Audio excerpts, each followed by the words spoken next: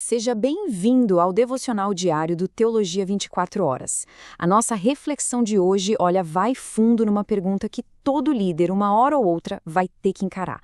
É uma daquelas escolhas que definem um legado ou mancham ele para sempre. Vamos descobrir juntos que escolha é essa. E tá aqui o ponto central de tudo, sabe? A verdadeira liderança, ela não é testada no palco, com todo mundo aplaudindo. Não. O teste de verdade acontece nos bastidores, no silêncio do coração, quando a única testemunha é a nossa própria consciência. É nesse lugar secreto que as decisões que realmente importam são tomadas.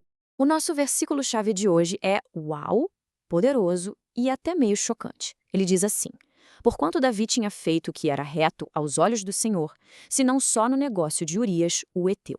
Pensa só nisso. Uma vida inteira de acertos, de um homem segundo o coração de Deus, ofuscada por um único e terrível desvio. É exatamente essa exceção que a gente vai analisar bem de pertinho. Certo. Então vamos mergulhar de cabeça nesse momento da história.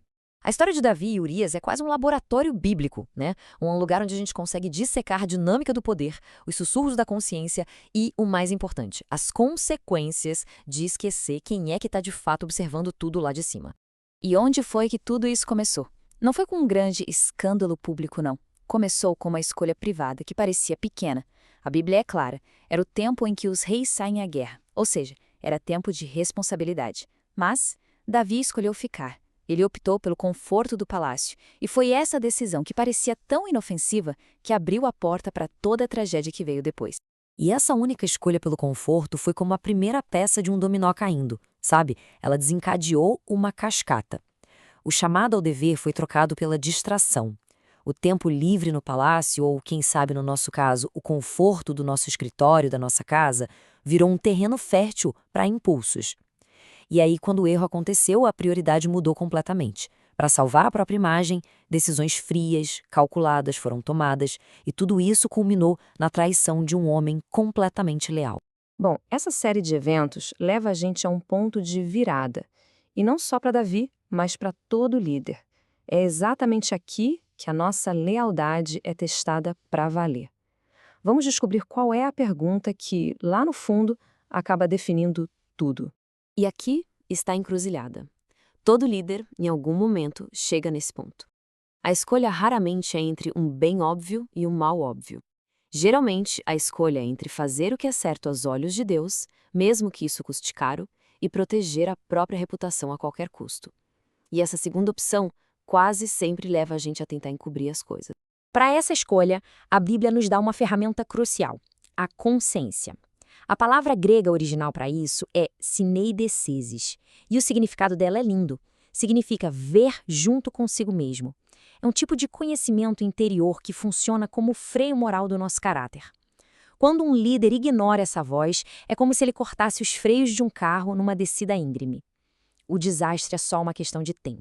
E o que é que alimenta essa consciência? É o que a Bíblia chama de temor do Senhor. Em hebraico, a palavra é hierar. E não é um medo que paralisa, é uma reverência, um respeito profundo que regula as nossas escolhas. Quando essa reverência a Deus é trocada pelo medo do que os outros vão pensar, pelo medo dos homens, o próximo passo é quase sempre tentar encobrir o erro, exatamente como Davi fez.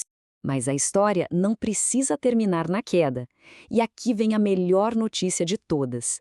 Deus nunca expõe para destruir, Ele expõe para curar.